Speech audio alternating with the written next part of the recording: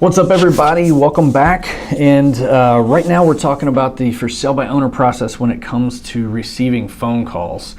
So you may or may not have had this happen yet, and there's usually two types of phone calls that you're going to get. One phone call that you're going to get is hopefully from a prospective home buyer.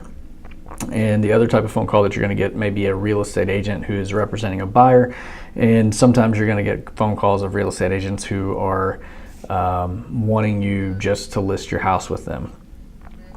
So we'll start off with the home buyer process, right? So you have listed your house out there, you're marketing it the way that I've instructed you, the best ways to market your home as a for sale by owner, and you're getting phone calls from buyers. Now, in the real estate world, we're always qualifying the home buyer out there, and a lot of people like the idea of buying a for sale by owner because they know that they don't have to go through a formal process a lot to set up a showing to go see the house. They want to take a look at houses, but they don't want to take the time to go get financially approved or go through the vetting process. So a couple of tips for you on the buyer call side. When you get a call from a buyer, usually the call is going to start off with calling about your house, and if they have not seen it online, they're usually going to have questions like how many bedrooms is it, what's the price, and sometimes they say, can you tell me about your house, so that they can see if it's even a fit.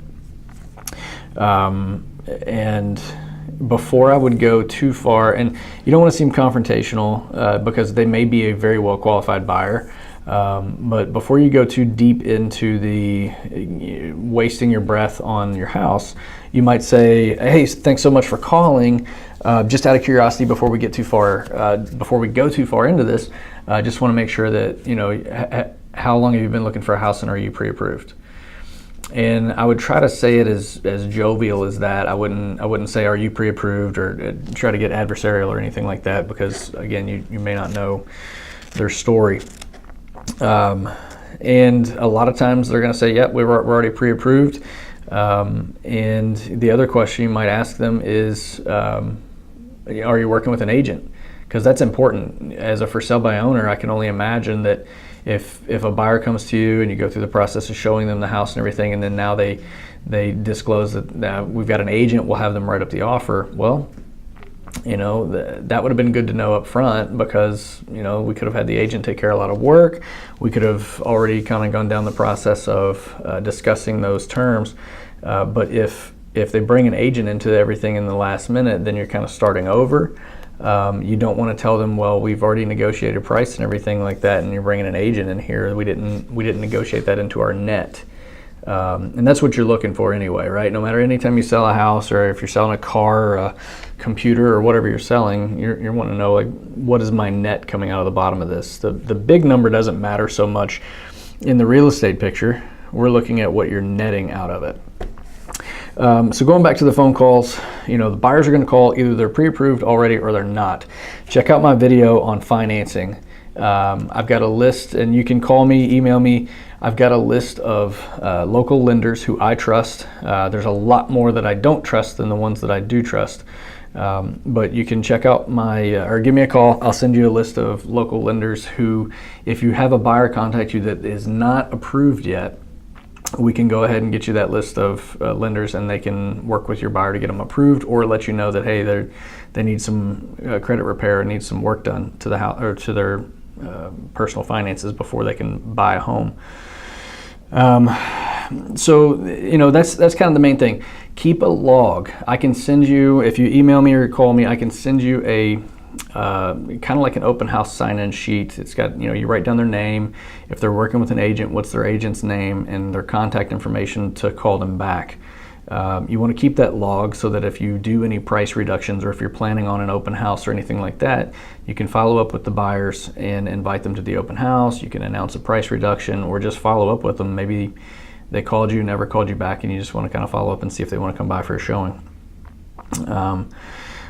In the other side of the phone call realm, one of them, and I can only imagine here, one of the most frustrating parts of selling your home yourself is getting calls from real estate agents that just want to list the house. Usually they go through a script, and I'm speaking out of experience here, being on the other side. Usually a real estate agent has a script, something along the lines of, "Hi, I see that I'm calling for the owner of the home for sale at 123 Main Street. Is the home still for sale? Are you interviewing agents for the job of selling your home?" So if you've already selected an agent, if at some time you're not able to sell the home yourself, or if you choose that it's going to be in your best interest to hire an agent, if you've already chosen an agent, or if you know somebody, just tell them, "Hey, I've already selected the agent that I plan to hire. Thanks for calling. If you have a buyer, feel free to bring them by." And then there's agents who have buyers, legitimate buyers that they're working with and hunting for homes. And if an agent chooses to work with a buyer, they're typically motivated, they're typically already pre-approved, and they're ready to go. So you need to make a decision as you're pricing your home and as you're considering your net that you want to net out of the sale. You need to take into consideration potential broker fees. And in a competitive world right now, it's kind of, commissions are 100% negotiable, and you should know that. A lot of times agents like to see a number somewhere around 3%. Some agents will say that they'd like a whole 6%, and I mean, it's not the time and place. I mean, it's 2019, it's a seller's market right now, and you can sell your house yourself typically. There is value in having an agent help you get your home sold. So I'm not saying don't offer anything. Agents bring contracts, they bring experience, they bring, a lot of times, and here's a good thing about working with a buyer who's represented by an agent. Typically, buyers that are represented by agents have sat down with that agent for a buyer consultation, and they've set the right expectations for things like home inspections. They're already pre-approved. So buyers who are working with agents are more in tune with the process than buyers who are just getting started. They have not hired an agent and they have no idea what they're doing. So a lot of times we see for sale by owner style transactions fall apart because the buyer has, the only guidance they have is perhaps a relative or somebody who thinks that they know the home inspection process, and transactions can actually fall apart because of an uneducated buyer situation. So that's kind of like the high points when it comes to phone calls. Keep yourself a call log for any buyers or agents that call you. If an agent just wants to list your house, maybe you are in the mood to hire an agent, and you would like to consider it. Hey, we'll go ahead and interview agents now. We'll market our house by owner, and if we are unsuccessful in 30 days or so, we'll hire an agent to put it on the market. Interview multiple agents. Talk to other agents, see what their fees are, see what services they provide, what their marketing looks like, their photos, all this stuff. And then, so we're working with buyers, agents who just want to list your home, and then typically most buyers that are serious have an agent representing them as a buyer.